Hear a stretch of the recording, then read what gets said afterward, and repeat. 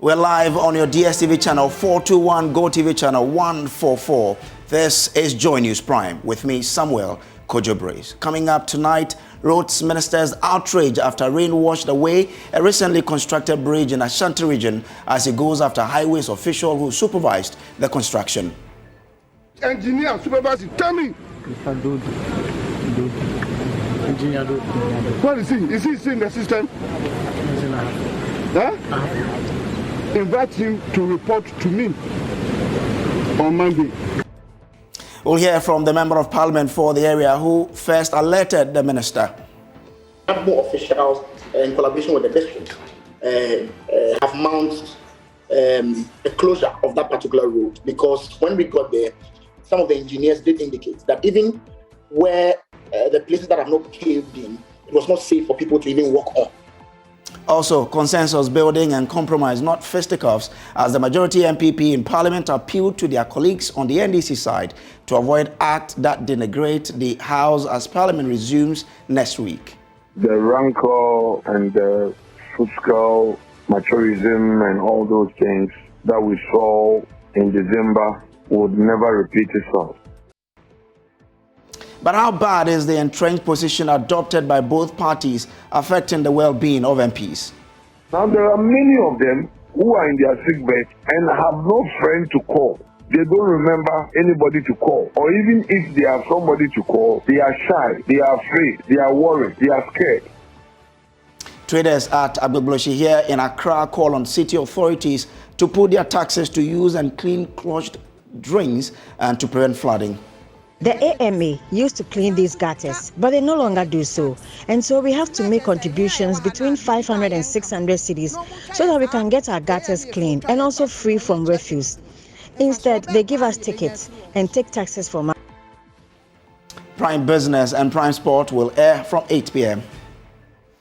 And of course, coming up in business this evening, Nigeria to be the first African country to join Ghana and Ivory Coast to determine world living income differentials for cocoa farmers.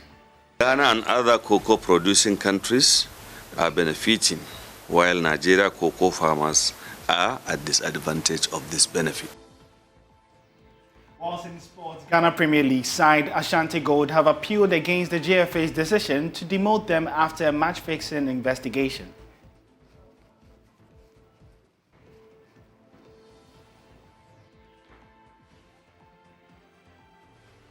This is the home of independent, fearless, credible journalism. Stay with us.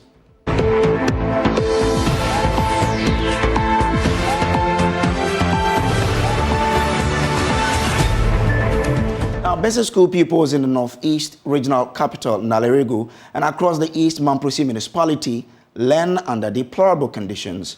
Some learn under trees, those with classrooms sit on the floor, don't have books, and some of the schools do not have trained teachers. Joy News' regional correspondent Elias Utanko visited some of the schools and reports that the pupils and their teachers are pleading with authorities to come to their aid. This is Nasherika Primary School in the capital town of the Northeast region. One of the many public schools established years ago and named after a former king of Mamprogu. Like most of the schools in this area, the Nasherika Primary School has never undergone any renovation works despite the increasing enrollment recorded over the past years. Now the building is old and the classrooms are inadequate, but with no action from authorities, the school children are forced to learn in harsh conditions. We have no desk.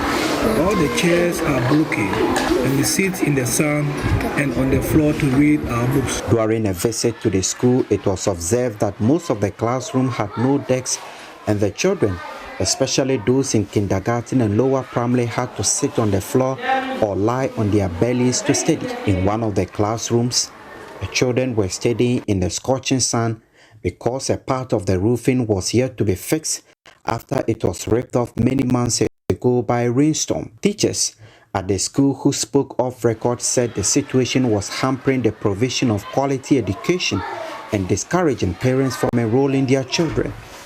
The peoples on their part are pleading with the authorities to come to their aid. The roofing is destroyed, and because of that, and we are. This is difficult for us to learn in this school. Our uniforms and books always get dirty because we have no chairs and have to lie on the floor to write.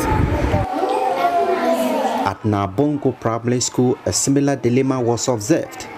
The classrooms are unfriendly and the pupils also lay on their bellies for academic activities. Teachers had no textbooks and other teaching materials to teach the children in this school. Aside from the widespread challenge of inadequate furniture for both teachers and pupils, several school buildings in the municipality require some form of rehabilitation, while others require total demolition and reconstruction, such as the Nalirgo MA Primary School constructed in the post-colonial era. This school building, after many years of neglect, has become almost like a death trap. At the lower primary of the school, the classrooms are in deplorable conditions with deep cracks, dirty floors, and weak walls with no furniture, and children have to sit on bricks and stones to take lessons. One teacher who spoke anonymously to Joy News likened the school building to a playground for domestic animals or their pen. The classroom is too dark and there are no desks. Our school uniforms are always dirty because we have no furniture. Although there is a new building for the school's upper primary children, the children have no desks and have to sit on the floor and on the windows of the building to learn. We are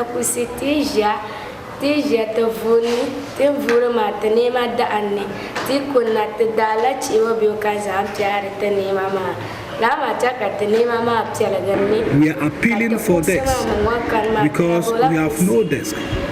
We cannot write and study. Our teachers too have no furniture. The problem is affecting our teachers and us.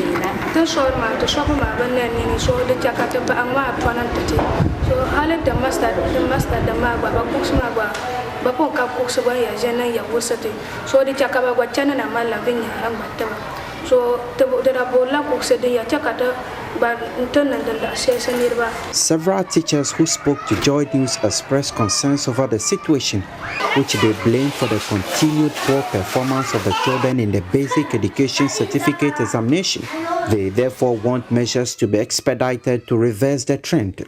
Authorities at the East Mamprisi Municipal Directorate of the Ghana Education Service were not available to comment as attempts were unsuccessful.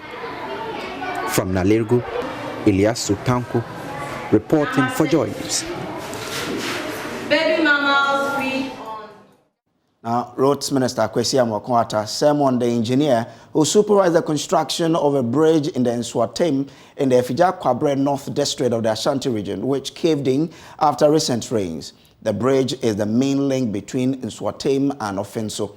It caved in with the onset of the rains. MP for the area, Collins Adumako Mensah, raised the issue with the roads minister, who traveled to the community to see at first hand how residents are affected by the situation.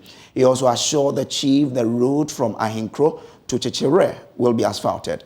And which engineer supervised this kind of dirty work? Which engineer? No, I'm not surprised of what has happened here. It was under whose supervision? No, let them cover it. Okay. Government cannot waste resources on such useless work.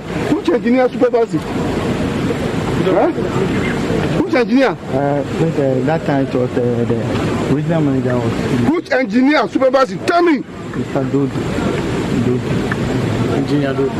What is he? Is he still in the system? He's in a half. So he's in a half now. Yes. Invite him to report to me on Monday. Okay? Invite him to report to me in the office on Monday. If you are a supervising engineer, and you compromise this. No, look at it's a running stream. You compromise the hydraulic capacity of this road. And it was not for nothing that this place used to have a Bailey Bridge. Okay? So even if you wanted to replace the Bailey Bridge, it should have been a contract create, or boss covered, yes, or similar capacity. I assure you that government is going to treat this, as an emergency, case, and the place will be reinstated as quickly as practical. Of Parliament for the area, that's Efija Kwabre North constituency, Collins Adomako Mensah, has been speaking on the polls about how crucial this bridge is to the people. The engineer is currently working in Sunyani, and the minister has summoned him to come to his office in Accra on Monday at 10 a.m. Well, fortunately, this particular road is not one of the major roads in the constituency. The main road in the constituency is the one that links from Ahinkro all the way to Chochre. And in fact, this particular road came into being because at the time the main road was being constructed, there's an aspect of the road that the bridge had to be put on. So while the bridge was being constructed, what it meant was that people could not commute between the two towns from Ahinkro to Chochre. So quickly we had to construct a new road, this particular road as we look at it now, that will link the community to Kumasi through Offenso.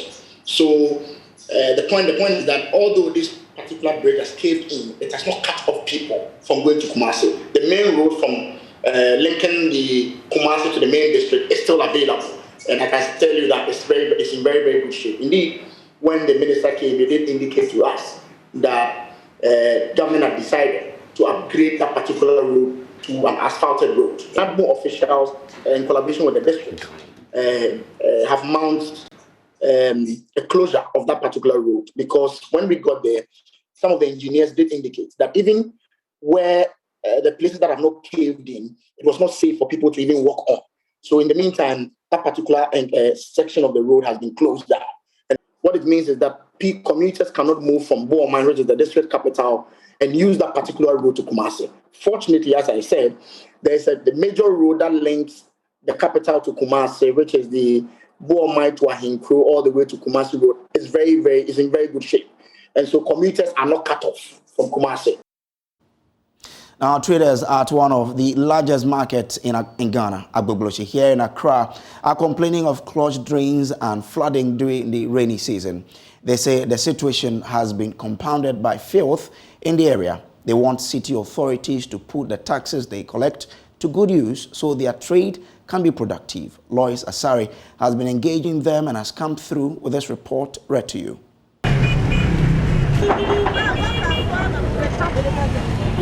Choked drains and a lot of filth. That's the situation here at Agbogloshi.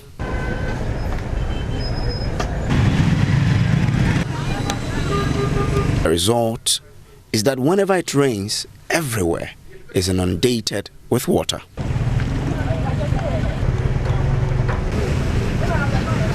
This tomato seller, Elizabeth, complains bitterly about how the taxes vendors pay to the AMA are not used to clear the gutters.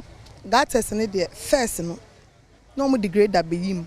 At first in the almost be him when I say grade The AMA used to clean these gutters, but they no longer do so. And so we have to make contributions between 500 and 600 cities so that we can get our gutters clean and also free from refuse. 4 million. See, at the Bama motor for Ogada phone, so there are 5 million, 6 million. Try take it. Yes, answer try tax. International say, yeah, wahana, bibi ba yanka hono. No more try and say, AMA for try a tax. Instead, they give us tickets and take taxes from us, but they don't distill the gutters. And when it rains, this place gets so flooded. You can't even walk through.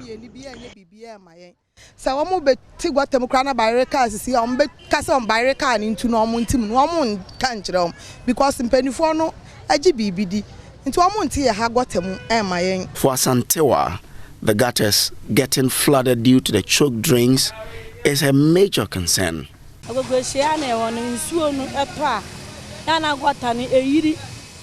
The gutters in Agbogloshi are so choked with refuse, so when it rains, the gutters get full, and this area gets flooded. The waste collectors are to be blamed for that.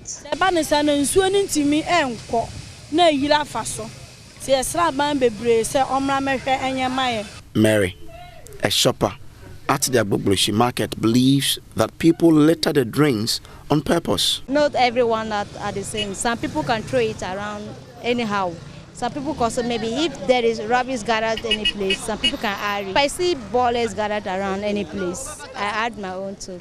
For my advice, maybe it's good for them to provide dustbins in the market. Plenty dustbins in the market so that we can be dropping any rubbish we see. Maybe if anyone see that there is dustbin here, he will put it. He can't get straight down like that. Kweku, a taxi driver at Agbogboshi market, believes city authorities must step up their work at the market. That is in there. In fact, AMA for a higher AMA and also on Bayim. But on Bayim, Tebu Hayanya drivers for no, it made the Jessica. This is the jurisdiction of the AMA, and it's their duty to keep this place clean. But we, the drivers, rather make contributions for our rubbish to be taken away. If they won't clean the gutters for us, they should at least provide garbage trucks to take the refuse away. This place used to be clean when trash cans were available, but because they are no longer here, people tend to litter around.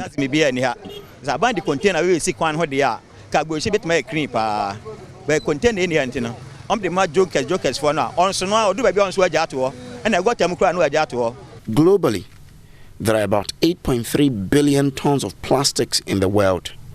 Some 6.3 billion tons of that is trash, and Ghana has a lot of it. Lois Asare's report for Joy News. The Toulon Senior High School has been temporarily closed down after fire gutted the girls' dormitory Thursday morning. The fire, which started at about 9 a.m., destroyed the entire top of one-story girls' dormitory. The building is occupied by 600 students. The students have been asked to go home for a week to allow authorities make alternative arrangements. The fire this morning destroyed several properties worth thousands of Ghana cedis. She tries to hold her tears, brace the face for the interview, but the tears would not stop flowing. Dauda Zakia had lost everything. Zakia says she does not know the magic her parents can work to get her back to school in just 1 week. She says she had to sell dates to help her parents buy her prospectus when she got admission.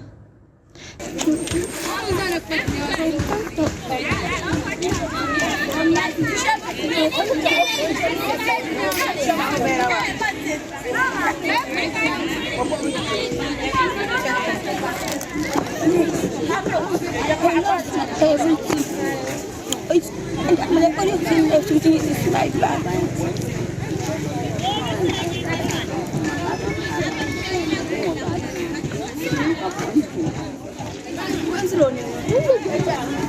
It wasn't easy.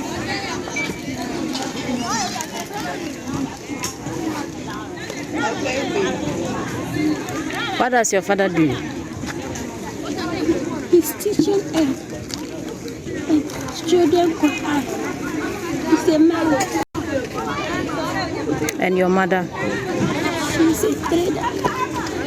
Okay. So what did they buy for you to come to school?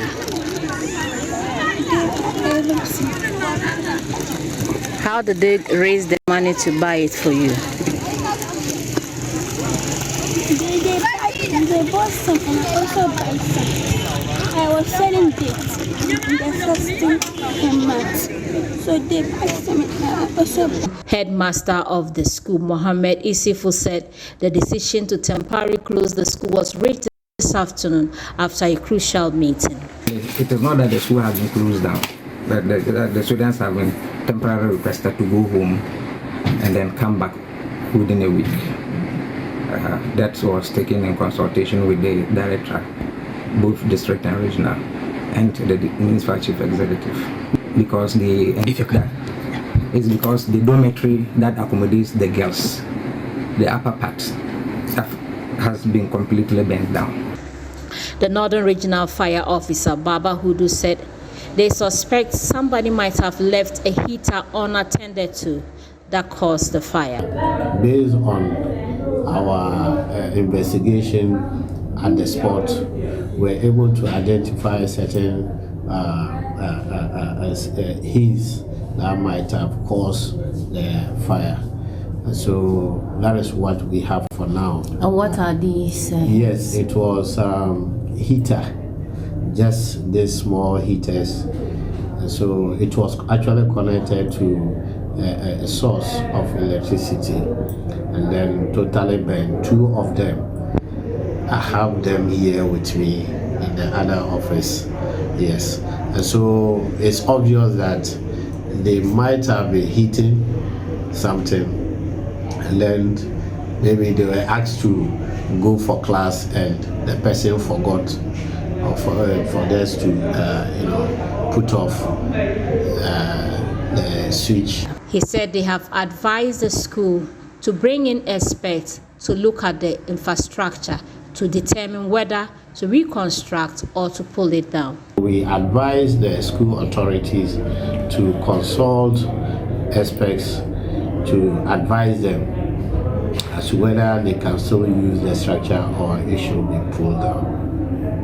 Did you did they record any casualties? Any loss? No, there wasn't any casualty. It's just that our two students, because of the incident, some of them got frightened and so collapsed. But later on, the ambulance were there to attend to them, and so they were back to normalcy. Some victims of the alleged food poisoning case at Maoko Food Company Limited, which is under investigation by the Food and Drugs Authority, are demanding the company settles their bills. The victims, who spoke to Joy News after being discharged from the hospital, said officials of the company have not visited them since the incident occurred, which is contrary to their earlier communication of reaching out to affected persons, and threatened legal action for compensation if the company refuses to pay the bills. I've spoken to one lawyer that I want us to take the case on because he went to buy food. What he bought was 105 food, chips and chicken. And then the rider delivered in 630 cedis. Everything is 105 cedis. And he has gone to hospital to spend almost 3,000. And they are not even done. So with these expenses, I don't want you to go just down the drain. So I want us to take the case on. So I called a lawyer and they said they were calling me back. So I want to sort out with them. They've not spoken to him. All he said he heard was that they said they will pay the hospital bill, which is very bad. No one has spoken with him. No one knows what his condition is now. Nobody knows the state he and the children are in now. They are 5, together with him, the wife, and then 4 children, and then together with him and the wife. When they did the test, I think it was confirmed that they saw some typhoid. So I don't know whether I developed the typhoid from the food, the Mawako food, or because we have never tested positive to typhoid before. But currently, as we are speaking, I'm fine. But they... Now, the FDA extended the investigations last week, but we can speak to Director of Legal and Corporate Affairs at FDA, Joseph Benny, for an update. Now, sir, thank you very much for agreeing to speak to us. What can you share with us on your investigation so far? So far, yes, as we indicated earlier in the week, or I think last week, we are continuing with our investigations. We are waiting for lab results for the samples that we have taken to the lab. In fact, the lab is still working on it. But what we have also done is to engage the staff and management of the institution, that's Mawako, taking them through some of the observations we made, taking them through what they have to do and put certain things in order. A team was there this morning. He's been with them greater part of the day to ensure that certain things are put in place as we have recommended. And so we are doing this alongside our laboratory analysis. But isn't 1 week enough a time for us to understand what really went wrong? No, it is not really enough. When you understand laboratory evaluation, especially looking for microorganisms in the lab, it takes some time. So if it is fungal listening we are doing, to take quite a bit of time. This is microorganisms. Yes, microorganisms generally, it takes some time to get to the bottom of it. We will definitely get there. 1 week is not excessive. Let me just put it simple. 1 week is not excessive. So when are we likely to get a result on this particular matter to determine the way forward? As soon as the lab is able to complete its work, we'll be able to speak to it. But how soon will this your soon be? That is when the lab is done. I cannot speak for the lab. Lab is working, and as soon as they are done, this is laboratory analysis, and so we will have to be patient for them to be able to do the analysis. Once they get the results ready with us, we'll be able to communicate them to the public. We know the impact it has also on the company itself. Closing down for so long, we know the impact it has on those who are affected, because they also need to know what caused whatever experiences they have. So it takes us some time for all this to be done. And we will do it diligently and make sure that we don't leave anything out. This obviously is not the first time this is happening. Usually when it happens, how long does it take you for you to come out with a result? Every situation is not the same. All right. We also know that when you came to pick the samples, there were some of the food that were left. How did the FDA supervise the handling of the food that was left with them? Yes, we asked that nothing should be done. And so we've been there today. And like I said, the team went there today.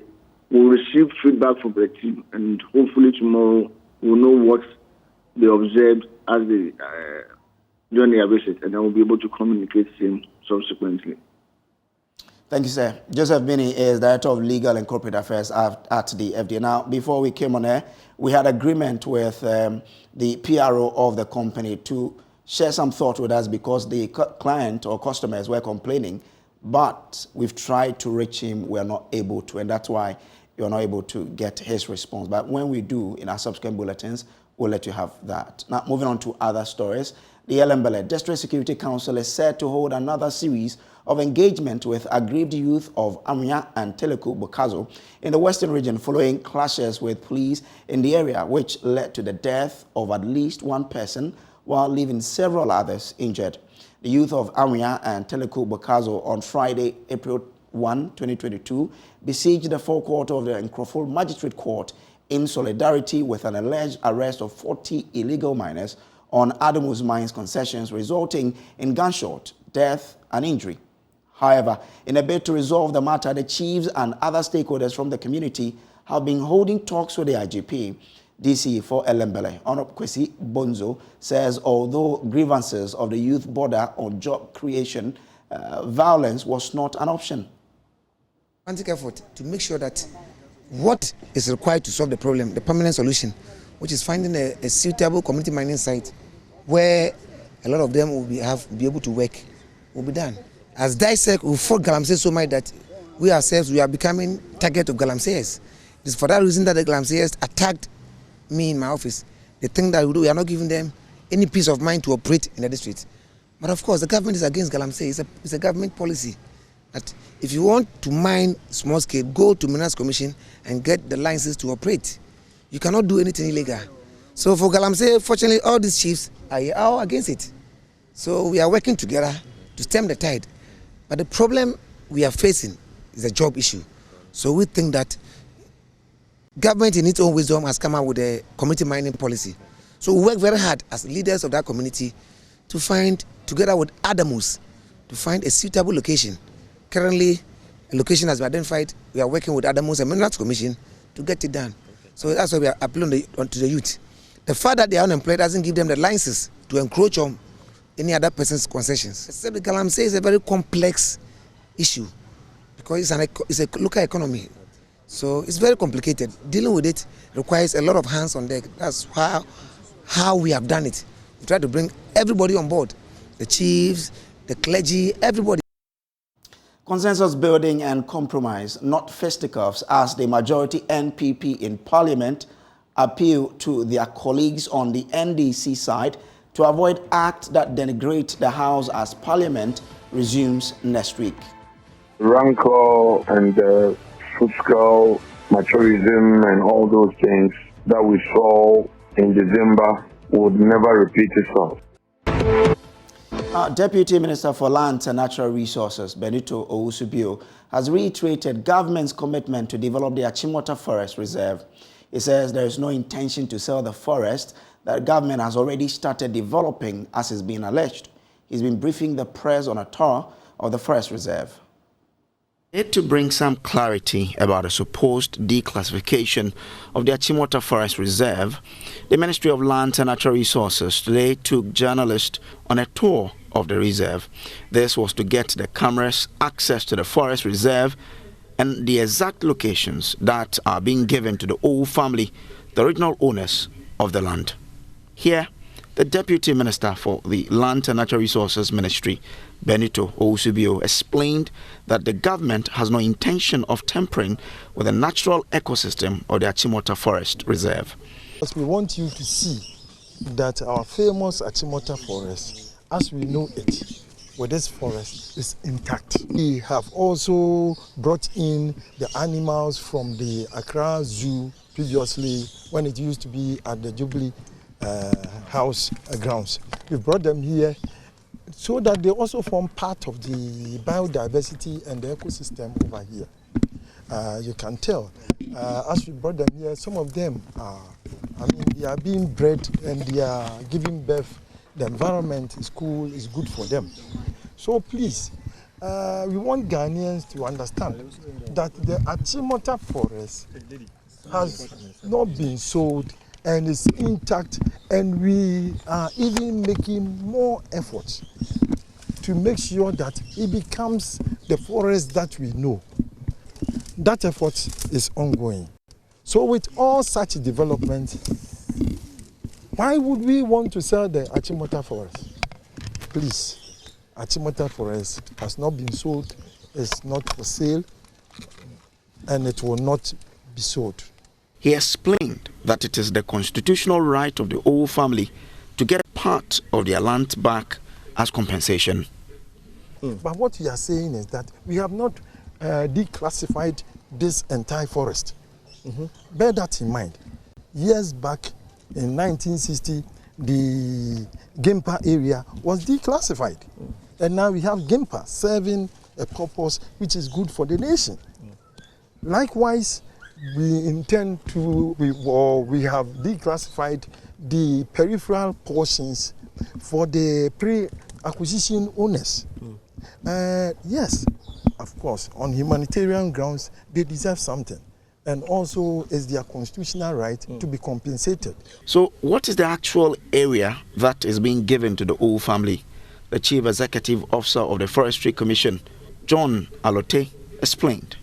So you can, that's what I'm saying, that this is the N1 road, highway, this is the police station road. And then if you should drive a little bit where we go to, the Greater Accra regional offices are there. So this one has been just left a bit separate from the main. This one, you don't go to the place where close to above where you have those caterpillars. But why wouldn't the government rather conserve the forest and pay the family a compensation? The Deputy Minister explained that that would have been a more costly option for the country. I don't know how much the value would have been, but I can envisage that would have been a huge amount, and we all know that would have broken the back of the government. Yes. Let me ask you, how much is an acre of land in Achimota now? I don't know it offhand, but I can imagine that will be very huge. Yeah, so it is not only cash alone. Sometimes when government cannot afford at that moment or currently to be able to pay in cash, some portions of the land is granted back to the pre-acquisition owners in lieu of compensation. Now, let us build consensus, compromise on issues, and avoid acts that denigrate the image of Parliament. That's the appeal of the MPP majority in Parliament to their colleagues NDC as the House prepares to resume sitting next week. The 8th Parliament since its inception has been characterized by fisticuffs, deep partisan approach to issues, and lack of trust among MPs. The effect of their actions have affected government business, and in some instances, the court has had to come in to put disagreement to rest. Ahead of the resumption of sitting, the Deputy Majority Leader, Alexander Afenyo-Markin, is calling for more cooperation and consensus building to advance the mandate of the House. Is that the rancor and the fiscal materialism and all those things that we saw in December would never repeat itself. And I am glad to see that our colleagues in the minority demonstrated political maturity by expressing their dissent in aspects of government policy in a much more acceptable way by using the court system. But it is emerging that deep-seated animosity among members of parliament is affecting the well-being of MPs, especially those who require medical attention. Alexander Afenyo-Markin tells Joy News some MPs are suffering suddenly because they are unable to seek help for fear of being victimized. There are a lot of our MPs who are sick after leaving parliament because of age or some other factors. Bear in mind again that this work is very tedious, time-consuming. Now, there are many of them who are in their sick bed and have no friend to call. They don't remember anybody to call. Or even if they have somebody to call, they are shy, they are afraid, they are worried, they are scared. They believe that they may be subjected to some ridicule. I know of one very senior MP. I won't mention his name, but he's across the aisle. That one day he called me and said, Afenyo, your uncle is in pain, even my medication. But somebody said something about you, that as for you, you don't mind listening to people's problems. That is why I called you. This is somebody who was very responsible in the front bench, and he's in pain. Now, Ghana has had its share of tramadol abuse in recent times. The same can be said of cocaine, marijuana among hard drugs. Though these drugs abusers are regularly caught, the means to test them can be time-consuming and demands deployment of expensive equipment. Fortunately, the Department of Medical Diagnostics at the Kwame Nkrumah University of Science and Technology and INCAS Diagnostics have come up with a test kit that can do just that. On Tech Thursday, Love FM's Kwesi Debra speaks with the developers. The kit, known as 10-in-1 for drug abuse, can detect substances such as amphetamines, barbiturates, benzodiazepine, cocaine, and marijuana. The rest are morphine, opiates, tricyclic antidepressants, and tramadol. The scientists have developed a kit for alcohol too. Dr. Yao Amoyafe is head of medical diagnostics, KNUST. And as a department, we came to realize that we have what it takes to be able to develop urine test kits that can help identify these drug abuses.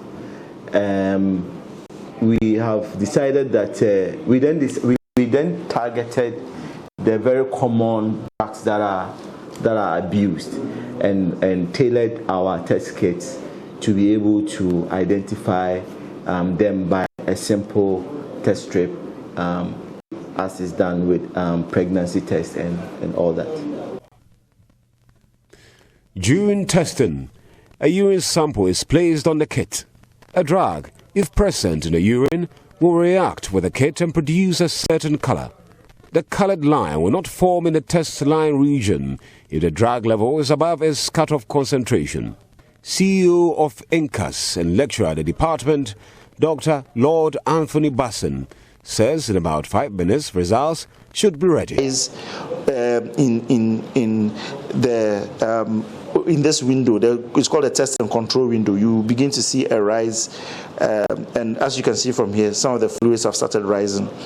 And as you can see, it started rising. Once it rises, what you're going to see is If it's 2 lines, it means that it is negative. If it is 1 line, it is positive. Except for tramadol. Tramadol, if it's 1 line, is negative. If it's 2 lines, it's positive. But all of this is indicated in a form that accompanies it. So it's very easy to follow it and then be able to do it. So after you've done the test, after it begins to write, you put it down for just about 5 minutes, and it should be able to give you the results. So when you look here, that is the results that it gives you. So as I earlier indicated, if it is 2 lines, it means that it is negative. So because this is water and this is not urine from somebody we suspect to have it, or we expect everything to be negative. As you can see, for the nicotine, they are both negative because it's negative because there are 2 lines. Cocaine is negative, the benzodiazepines is negative, barbiturates is negative, and then the amphetamines as well negative. When you turn the other side, it's the same thing except for tramadol, which is 1 line. Again, as I already indicated, 1 line for tramadol means that it is negative. So all of this is negative, including tramadol.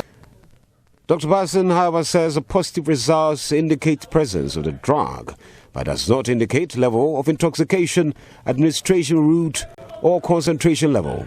Again, negative results may not necessarily indicate drug-free urine. Reporting for Joy News, Kwesi Deborah. Now, the post-contest jubilation of St. Mary's boys, Lolobi, had no limit after they qualified for the National Science and Math Quiz competition. The overjoyed students carried their assistant headmaster shoulder high while singing and dancing on the campus of Maoli School, the venue for the quiz. The assistant headmaster, William Kofi Nukpefe, who prefers to be called Loverboy, says no school will be a stumbling block this year in their quest to become national champions. Maxwell Agbagba has more from Ho.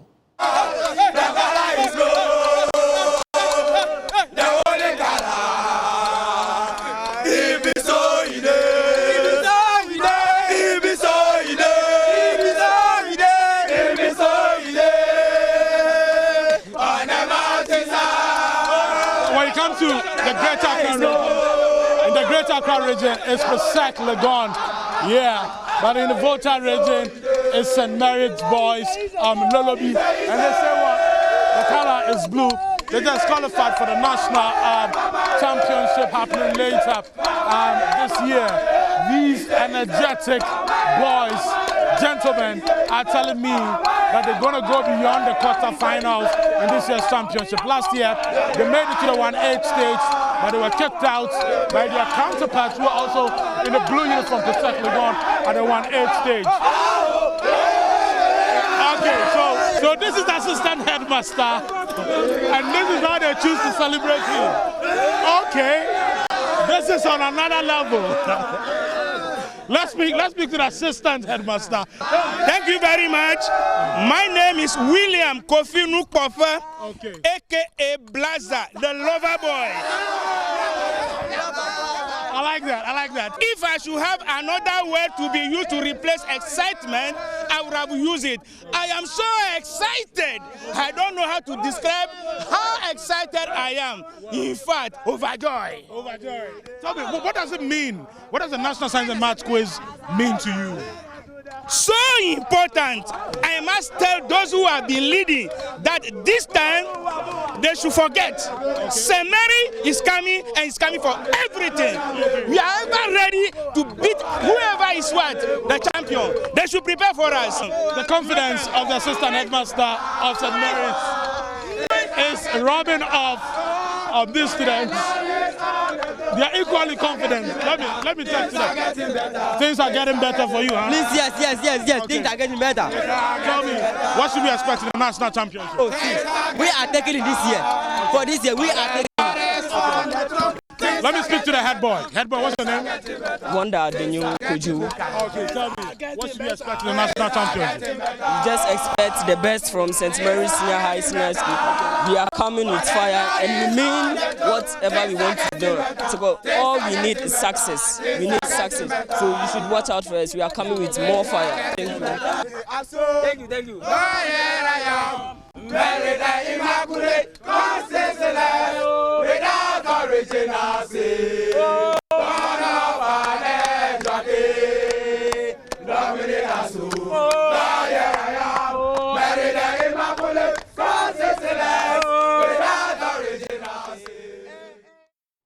That's all watching the Joy News Prime here. We'll take a quick break. When we return, we'll bring you showbiz. Back to the Joy News Prime here. It's time for us to bring you showbiz, and the man, IB, is here. So I was asking you a question. How would you feel if a friend of yours wants to have a child with you simply because she's not in love with you, but can bolt at the sight of heartbreak? Oh, if it's watching.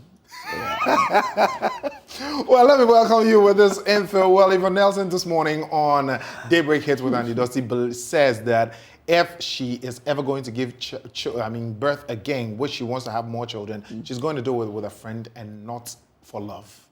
I feel like when you want to have a kid, it should even be with somebody you're not in love with.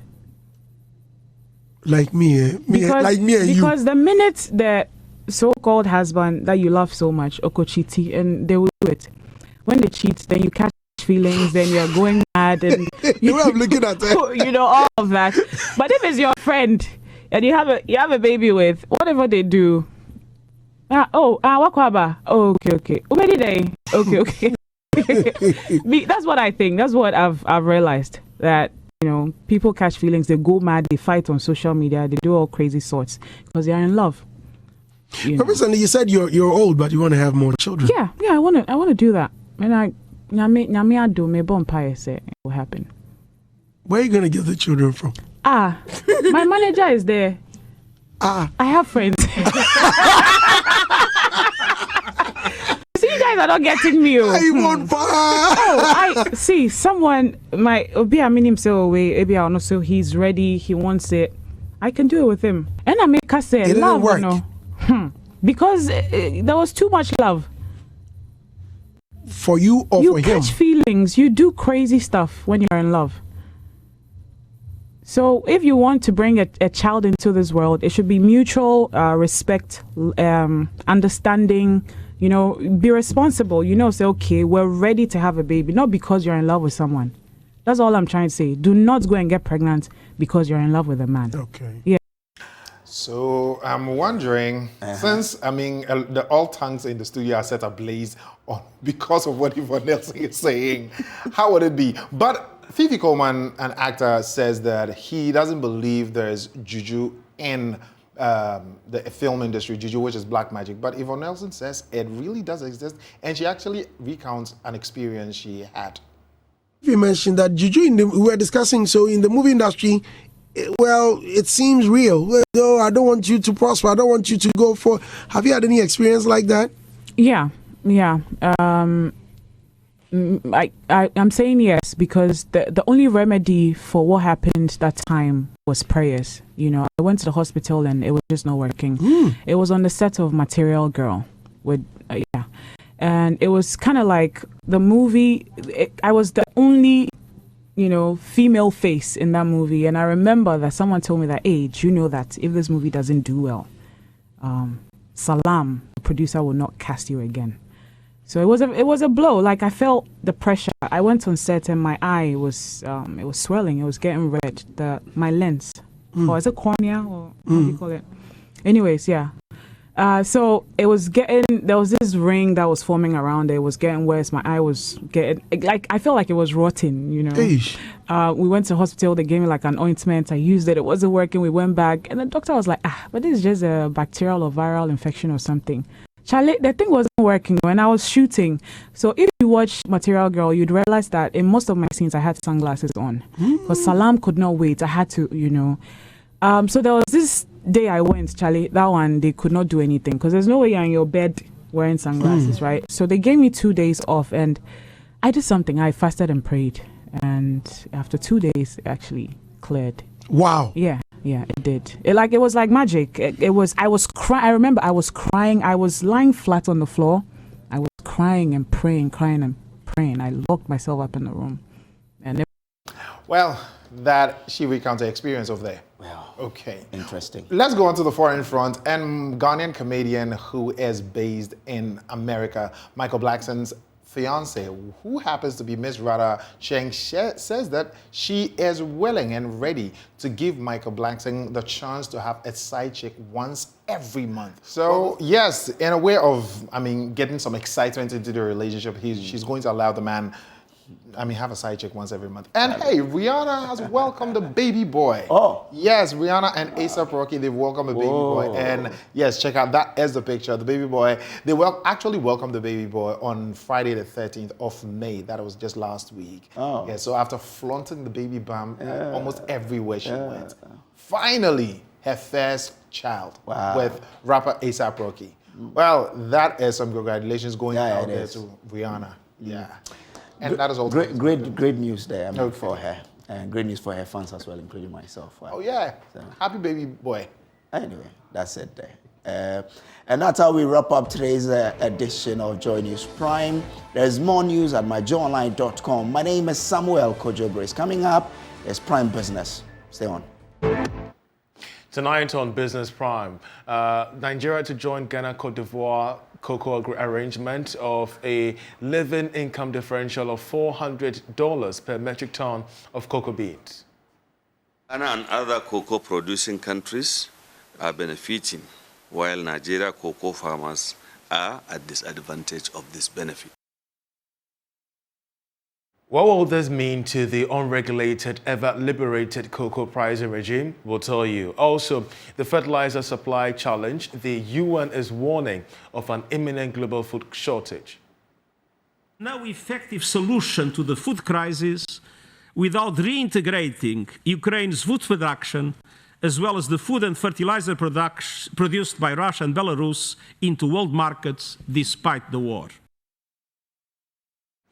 And it's day 2 of the meeting of the Monetary Policy Committee of the Bank of Ghana as they decide the policy rate.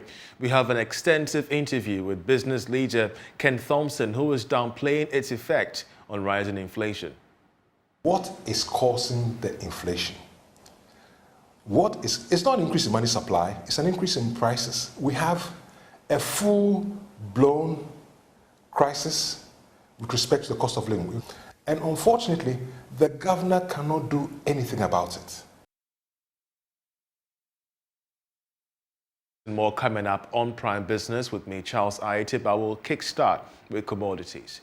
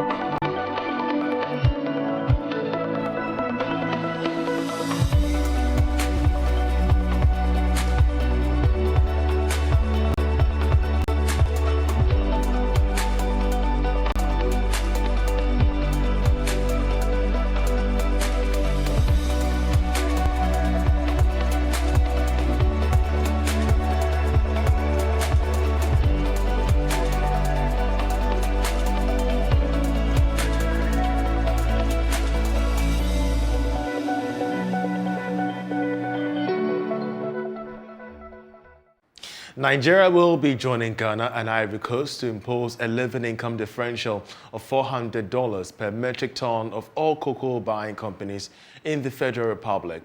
Now, this moves make the world's 4th leading producer of cocoa the first to be added to the Ghana Cote d'Ivoire Cocoa Initiative, which aims to deal with the unregulated and liberated pricing regime which shortchanges cocoa farmers in that part of the world. There is more in this report. Years into the Ghana-Cote d'Ivoire Cocoa Agreement, and the world's 4th largest cocoa producer, Nigeria, is all set to join in.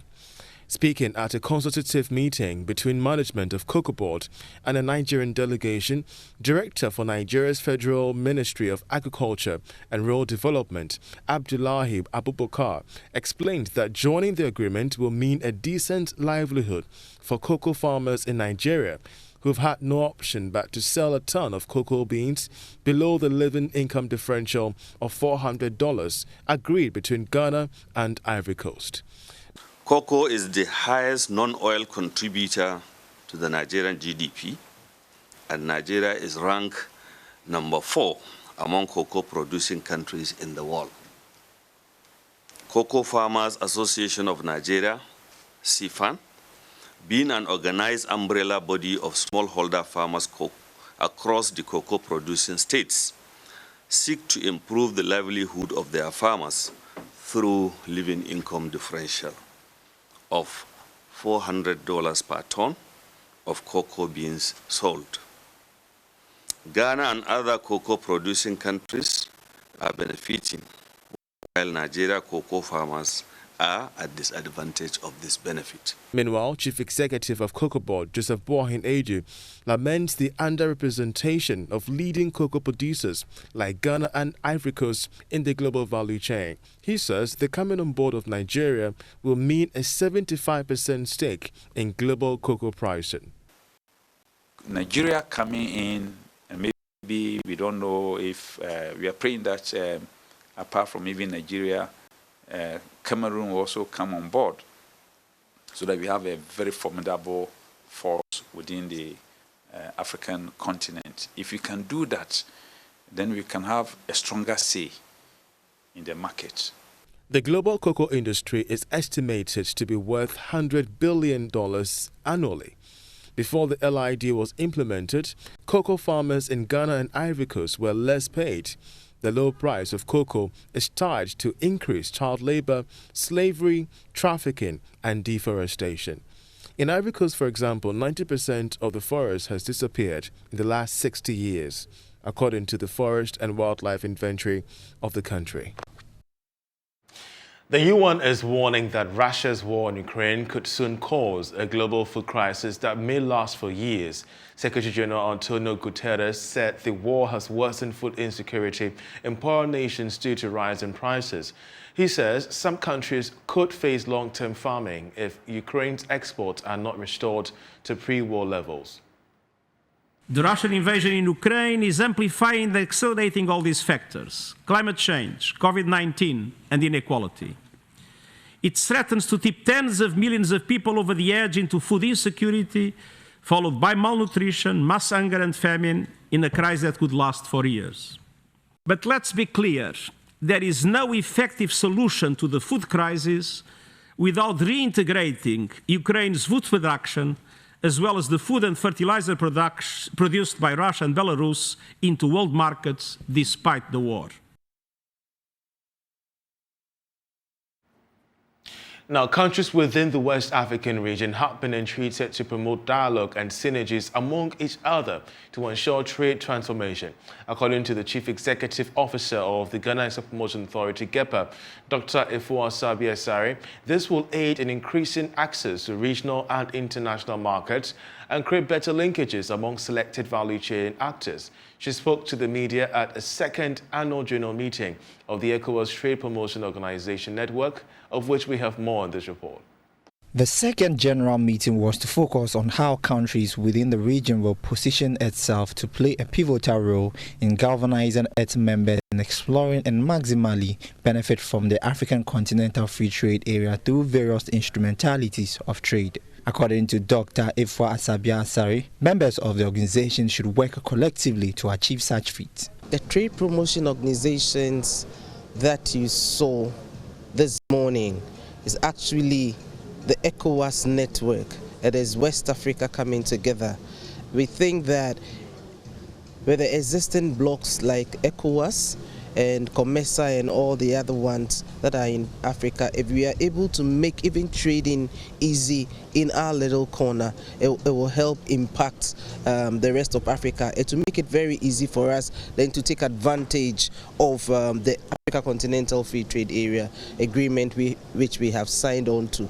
That is why we have decided to work closely together as a team, because if I cannot even export to Nigeria without hitting barriers in Togo and Benin, then what am I doing thinking of exporting to Egypt? So we need to even strengthen our own little corner here in ECOWAS before we can then move on to take advantage of the larger Africa. And that is what we are trying to do. President for the Trade Promotion Organization Network, Dr. Ezra Yakusak, says in the quest for the region to take advantage of the African Continental Free Trade Area, the organization is working on sensitization programs for exporters within the ECOWAS region. We're going to do this by sensitization programs among our members because it's only when you know that you do what you need to do. And so we've discussed with our members and we are willing and able to organize advocacy programs for exporters within the region. We're working on that.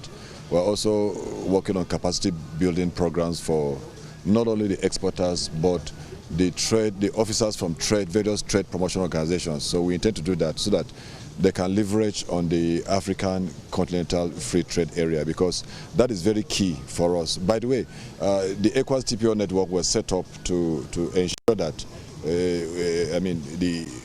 take advantage of the African Continental Free Trade Area, and not only in Africa but also other markets internationally. The program is set to improve the regional value chain and transform economies in West Africa.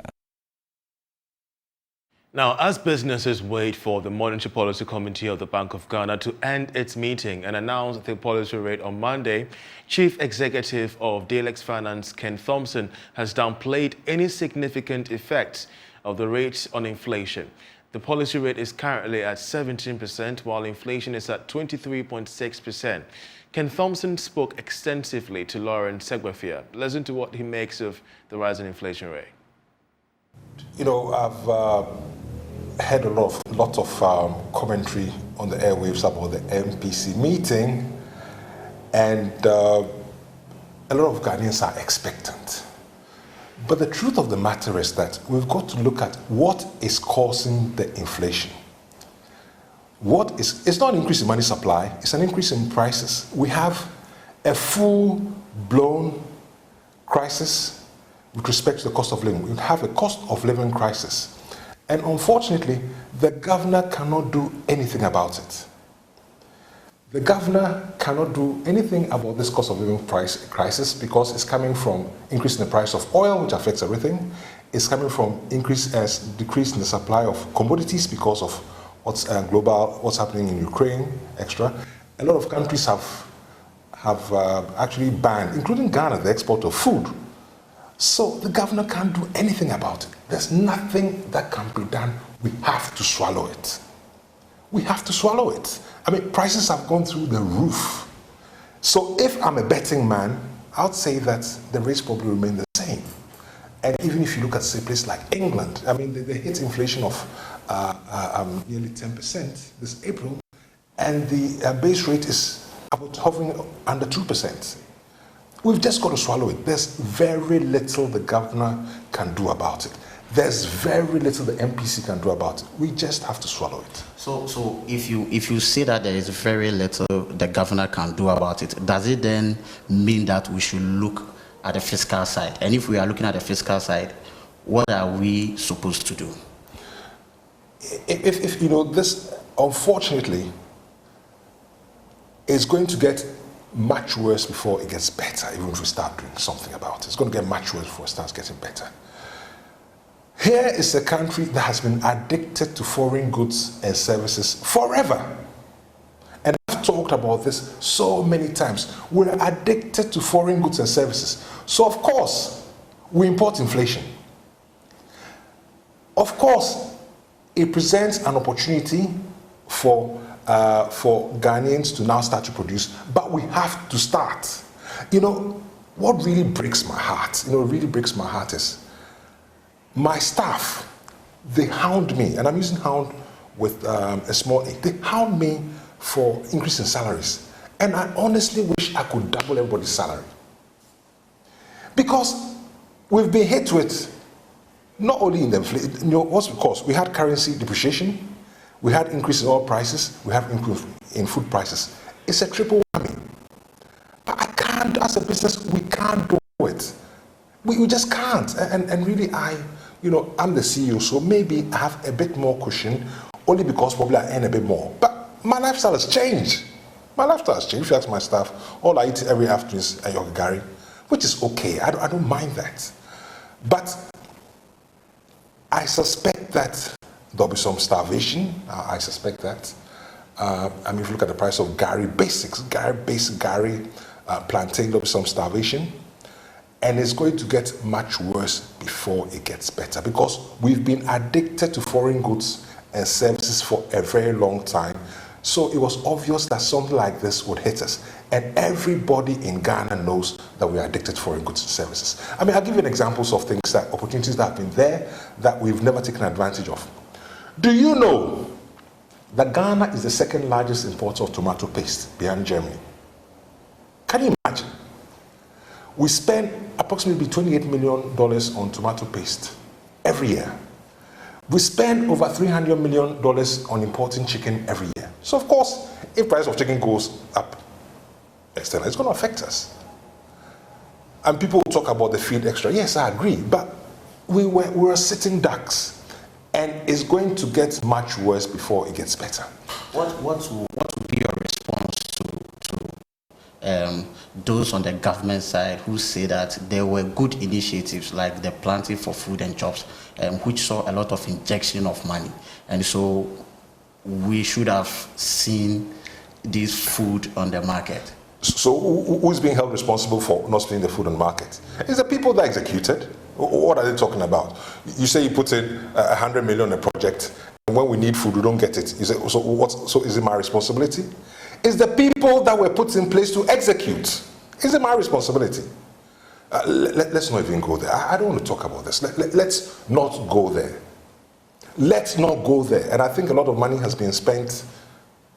But here we are, where if you buy plantain, one finger of plantain is, I don't know, 1 cedi. Okra, 1 cedi. Tomatoes, 1 cedi. I mean, it's ridiculous. I mean, I don't know how much was invested in agricultural infrastructure, because if it was invested in agricultural infrastructure, we had dams, things like dams, warehouses, then probably there's a possibility that these can take over and support our farmers. How much? But even if you are planting tomatoes, use an example, the roads are terrible. So by the time you add on the cost of transportation, really, you're back to square one. It's the responsibility of government. It's not my responsibility. Okay, let's look forward. So going forward, we are aware. We know that there was planting for food and jobs. There was one dam, one village, and all that. Do you think the implementation didn't go well? Is that what you are suggesting? All I know, and I don't know how the details, but all I know is that we have a cost of living crisis, and people will starve. We have a cost of living crisis, and let's deal with it. What's happened is happened. I don't deal with that. So what am I? So all the money was spent in build dams. Where is the effect on the table when people go to the market? That is what matters. Isn't that what matters? That's what matters. The rest is irrelevant. We have to swallow the inflation. My prediction is that the rates won't change much, if at all. They remain the same. And we have to take a long-term position as to solve this problem, because we are addicted to foreign goods and services. So in as much as a lot of inflation has come from overseas, a lot more has come from us, because we've never done the things that are necessary for us to create jobs, build indigenous businesses, so that we can grow and develop. What are we complaining about? When we saw inflation going up, we saw the central bank also react by increasing the policy rate. And still, inflation has gone up and it is above the policy rate. Some say it is a mismatch. So, from you are saying from the monetary side, what the central bank will do may not amount to, but there are some others who also think that it may take some time for us to see the effects. What is your response to that? If you follow global affairs, I mean, a lot of countries are in the same situation, because the price have gone up through nothing that is being due to external forces. If for nothing at all, the price of fuel has gone up. The governor has. The governor of the central bank has one key instrument: interest rates. What's he going to do? He's going to take. If I was a governor, I'll take a long-term view. So what? Increase interest rates to the MPC rate to 27%. That's a collapse. That's the more collapse. But I'm going to take a long-term view. I'm going to find ways to swallow it. and we've got to manage it, and we've got to be able to show that we're going to recover over time, and that's source of interest to people that invest, and those things are key. But I don't expect the rate to go. If we're going by that approach, then the rate to go. Let's say you're looking at 26%. I doubt it very much. It will probably remain the same, and they're going to take a long-term view of the market, because what's afflicting us is afflicting the bigger economies in the world. Their inflation rates are higher than their base rates, much higher. I mean, not much higher, but in terms of they're higher. Yes. All right. So you've mentioned interest rates, and the concern is that interest rates to the real sectors of the economy, agriculture, agribusiness, manufacturing, is high, and it is one of the reasons why we are not seeing the growth that we want. You are a key player in the financial sector. What is the solution to this particular challenge? If we really want to grow, then we've got to ensure that the government stays out of business. All we're looking for, all the private sector is looking for, is create regulations, make them fair, make them transparent, and let people work. That is all we're looking for. That is all. I mean, you run a small outfit.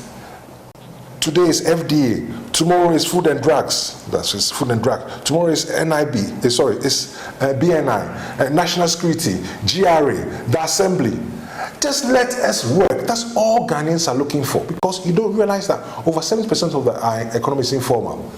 And when you go up and down the country, you don't see people looking for government to help them. They want to work. Just create the infrastructure and allow us to work. Let the courts work. That's what we're looking for. And if we really are serious, those are the things to look at, and let people work. That's all it is. And that is what is going to get out of this hole. And in the same breath, what I'll say is that the small and medium scale enterprises should put their house together. I mean, I come across a lot of business, you don't know what your margins are, you don't know what your rent per square foot is, you don't know what your cost of staff is, you don't take stock, and every day you complain. What do you think is going to happen? I mean, what are you complaining about? So create the environment for people to do business. And if you go up and down this country, nobody wants government help. All they say is that give us the tools to work. Create the infrastructure and stay out of business. That's all.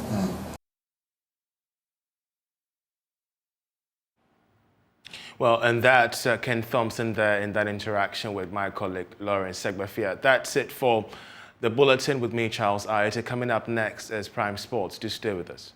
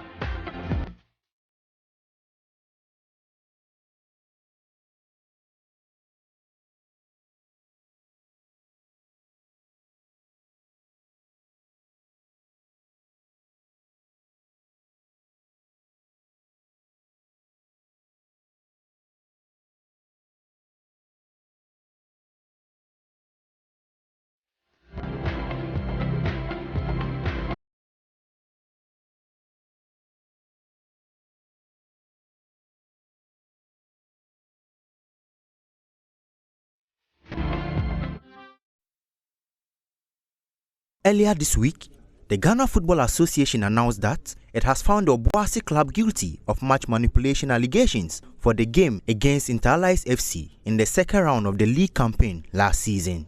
Reacting to that decision in an official club statement, Ashanti Gold FC says the decision by the Ghana FA Disciplinary Committee is against the weight of evidence and whatever transpired during the hearing. According to the club, it has reviewed the decision by the committee and has filed a notice of appeal against the decision to the GFA Appeals Committee. Quote, the club will exhaust all legal avenues available to secure justice. We ask all playing body, technical team, our cherished supporters, and other stakeholders of the club to remain calm and resolute during these times. Unquote. Meanwhile, the club also says it has requested for the record of appeal of the disciplinary committee hearing and will, upon receipt of same, file additional grounds of appeal.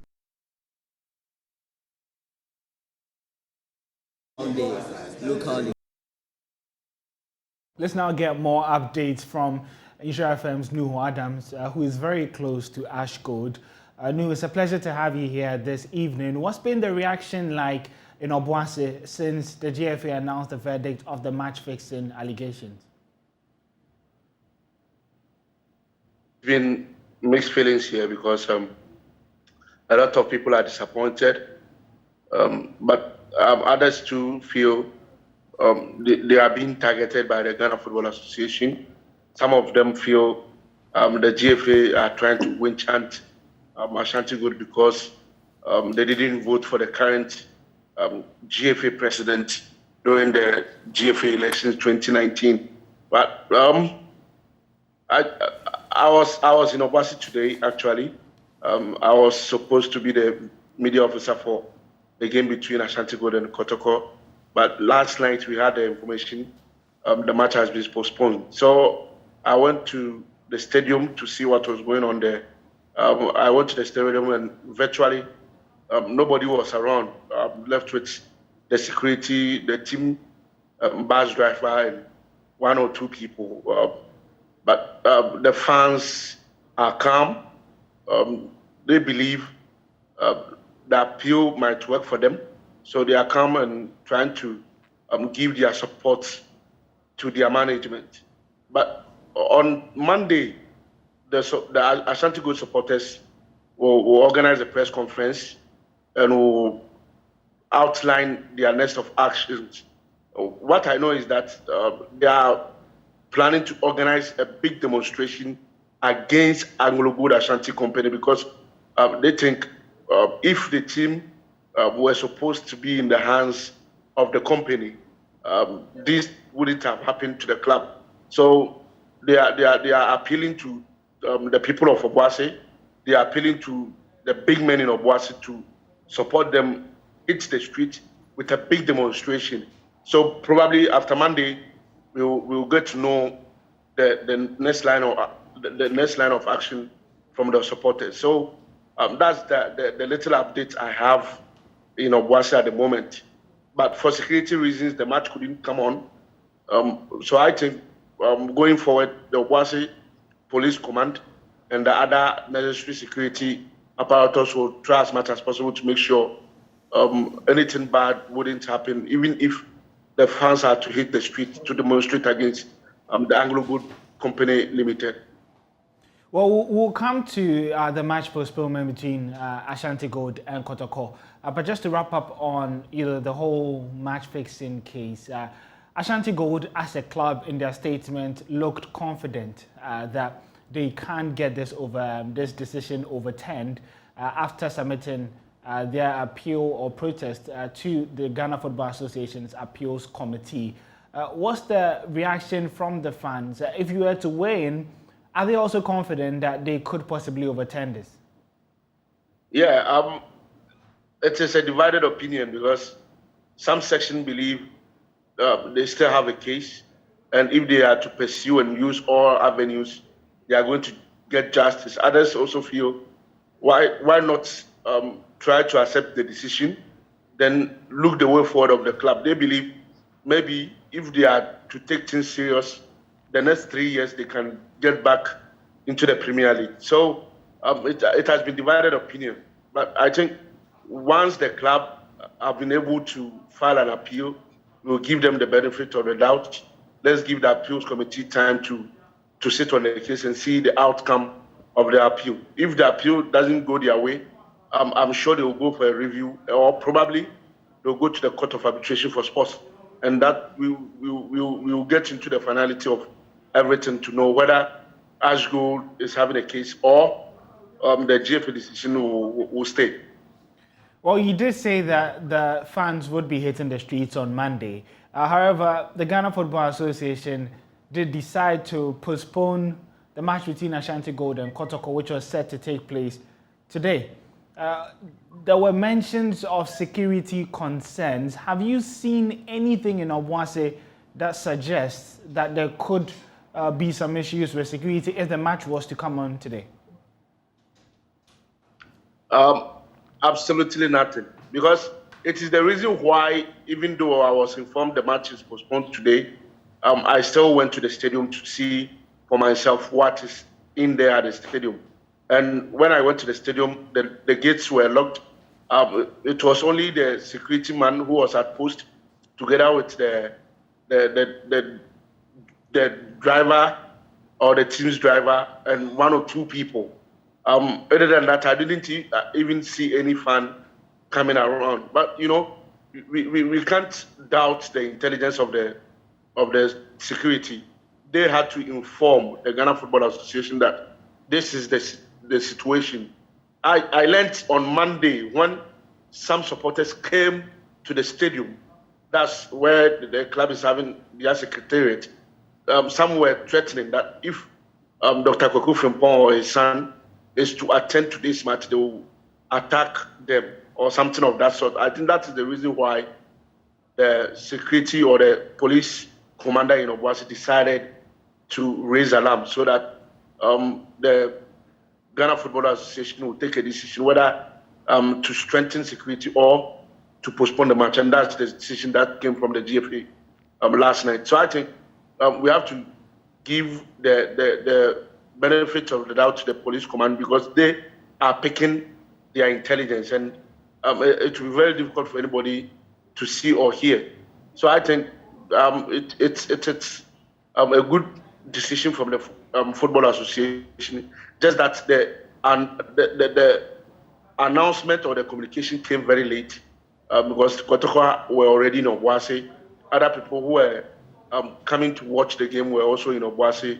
But this morning, most of them departed to their various destinations. So I think for security concerns, it was a good decision.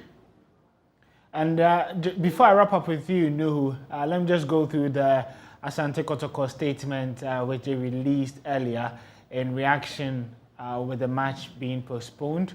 And they say that this morning we have officially written to the Ghana Football Association to register our displeasure in the way and manner the match between Ashanti Gold and Asante Kotoko was postponed. As a club, we take a serious exception to the postponement of matches at this crucial stage of our league, since issues of sporting integrity may be compromised. We have consequently requested the Ghana Football Association to, as a matter of fact, postpone all league matches until the standing match between Ashanti Gold and Asante Kotoko is honored. And the club has also demanded that the Ghana Football Association to reimburse its costs incurred as the team traveled and spent a night in Obuasi on Wednesday in preparation for the match on Thursday.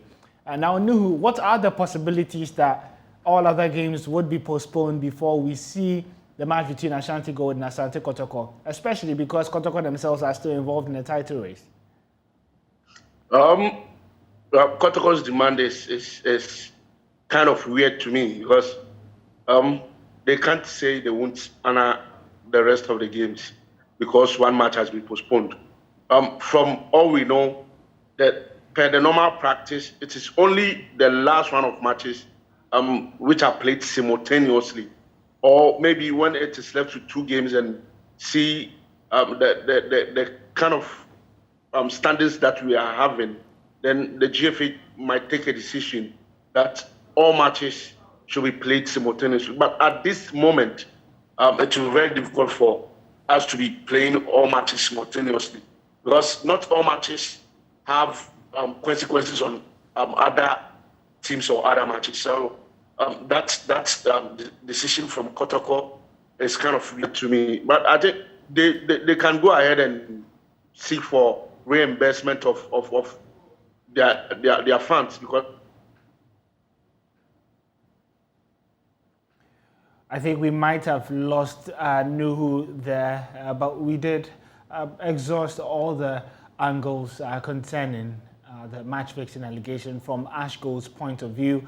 And then also a result of the match fixing is that the game between Ashanti Gold and Asante Kotoko has been postponed. Game was supposed to go off today. However, let's do some more here, where Prosper Arison Ado, who is the General Secretary of the Ghana Football Association, has told Joy Sports that his outfit are in advanced talks to keep current technical team of the Black Stars, former Dortmund midfielder Otuado, Chris Hughton, George Boateng and Didi Dramani guided the country to reach the 2022 World Cup at the expense of West African rivals Nigeria.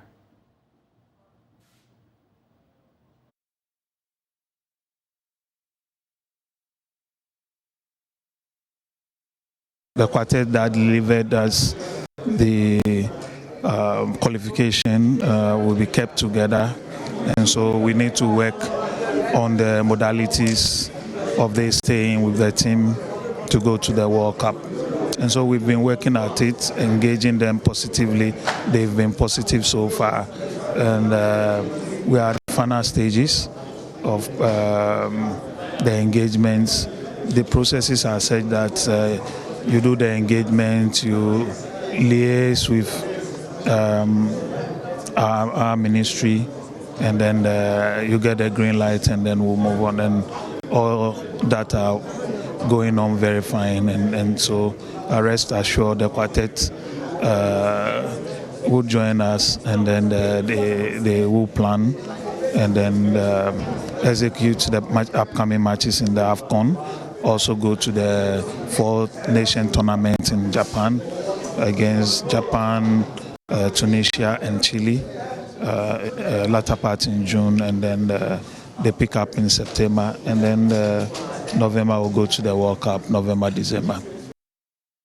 So that was just a little bit of an itinerary for the Black Stars. But let's move to athletics now, where Ghana is hosting the Confederations of African Athletics Region 2 Under-18 and Under-20 Athletics Championship. The championships will serve as a qualification series for the World Athletics Under-20 Championship to be staged in Colombia later this year, and would have 15 countries compete for honors at the event. About 750 athletes have assembled in Cape Coast to participate in the championships. We go on Zoom now to speak to CEO of Ghana Athletics, Bawa Fuseni. It's a pleasure to have you, Bawa, this evening. First off, can you tell Ghanaians a little bit about what this championships is about? Can you please unmute? I think we're struggling to hear you. Sorry for that. Yeah, we can hear you loud and clear. Yeah, thank you so much for inviting me, and it's always a privilege to be on your show. Really, the CA Region 2 Under-20 and Under-18 Championship is currently ongoing at the Cape Coast Sports Stadium. We're expecting 15 countries to participate, but as I speak today, we have 10 countries who are currently in Cape Coast. Today, that we did the opening ceremony this afternoon. The competition starts tomorrow at 8 a.m. in the morning. And the purpose of this competition is, there are twofold. One is for qualifications for the World Under-20 Championship in Cali, Colombia, from the 1st of August to 6th of August 2022. And secondly, Ghana is also using it to prepare its local athletes for the African Championship. We have selected the best 8 athletes in 100, 200, 400, and 110 hurdles to give them a little push to see whether they can make Ghanaian standard, qualifying standard for the African Championship, which comes up next month in Mauritius from the 8th to 12th of June. So basically, these are the two reasons why we are hosting it. And we're also going to use it to test the readiness of our technical officials for the forthcoming All-African Games in Ghana 2023. Let me just add this small issue that happened today that underscores the importance of Ghana having technical officials at level 2, to say the least. Today, we were supposed to start the program today, but when the technical officiating officials landed from Senegal and Benin, they decided that we are not going to start the program today, we are starting it tomorrow. They were given certain few reasons, but we also agreed with them and we said, okay, you have the technical aspect, we also have administrative aspect of the championship. So we will go ahead and do our opening today, and you go ahead and start the program tomorrow. This clearly is just a category of what we are expecting to see during the African Games. If we don't have such people in Ghana, these people will come to Ghana and tell us what to do, and we can't do anything. We have to listen to them. So what happened today is a very good clearing call for us to equip, to build the capacity of our technical officials for them to get to level 2. We started something, we've done the basic, and we've done the level 1. Now we need to go to level 2, where they can also have the ability or capability to officiate at this highest level.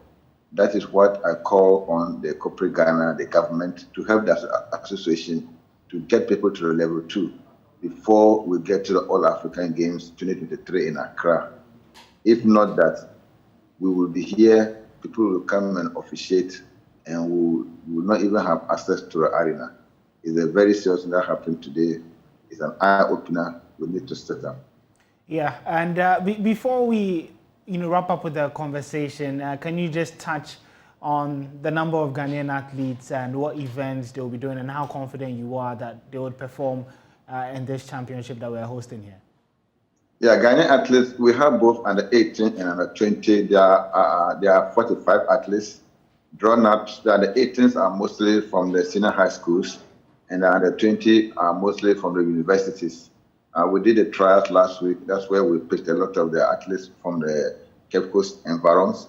Mostly the under 20 are coming from the University of Ghana, University of the Global Studies, KUST, Winneba, and Cape Coast. My confidence level is very high because the university students, they are our current national champions that we have in this country. And I'm very confident that they'll carry the day, and the 18 too. So when I saw them last week, I was so excited about their performance. And I know and I'm hoping very well that at the end of Saturday, Ghana will be the best team among the 10 countries who took part in the competition. All right, thank you very much, Ba Husseini, for joining us this evening on Prime Sports. We'll go for a quick break. When we come back, we wrap up the show. Welcome back from the break. It's still live here on Prime Sports on Joy News. A big event will take place at the Accra Sports Stadium on June 11 this year. Legends of German powerhouse Borussia Dortmund would meet selected African players, including Asamoah Gyan and JJ Okocha, in friendly games in the BVB Legends Ghana Tour. Now, Dortmund's Chief Managing Officer, Katzen Kramer, has been speaking to Joy Sports' George Addo Jr.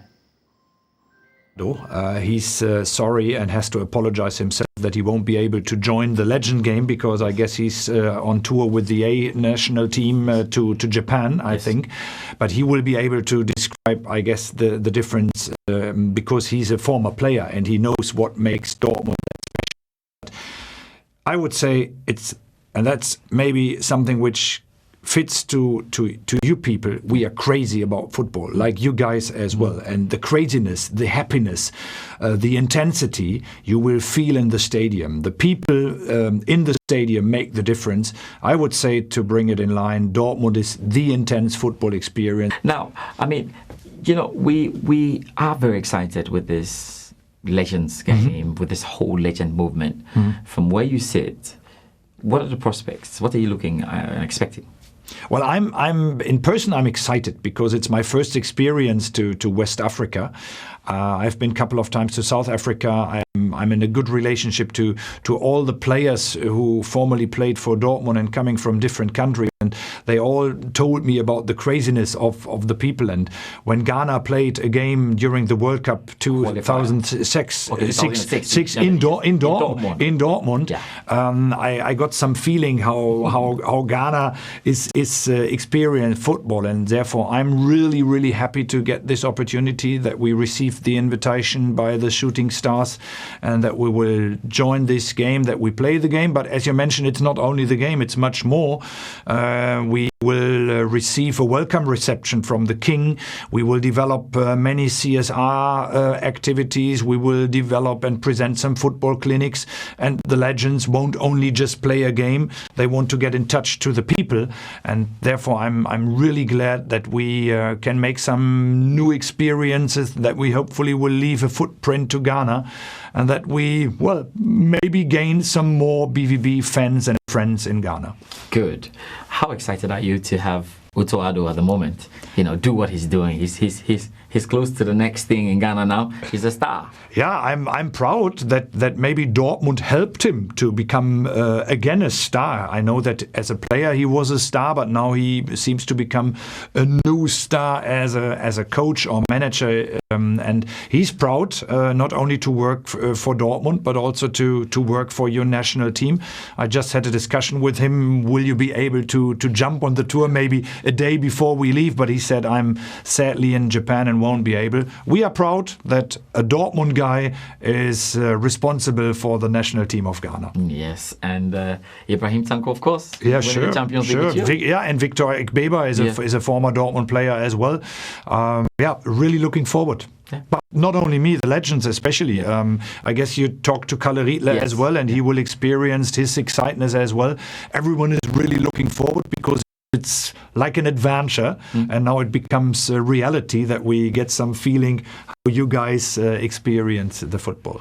Let's crack this a bit, because no matter how we look at it, Haaland is one of the biggest stories. He won't be able to join. He's still not a legend. Maybe after his career. He's not coming, of course.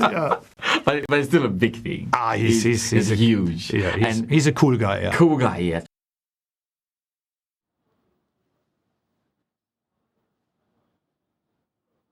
Well, that's how we'll be wrapping up the Prime Sports here on the Joy News channel. Remember, that big game would be coming off on June 11th, and we'll continue to build up to it here on Joy Sports as well. You can get more on that BVB Legends game versus Selected African Stars game on our social media platforms at Joy Sports GH on Twitter, Facebook, and Instagram. You can also find out the latest in the world on myjoyonline.com/sports. My name is Ore Kwampo. We'll be back again same time tomorrow to get you ready to what should be a big weekend in the world of sports. Remember, the Premier League title race is going down the wire.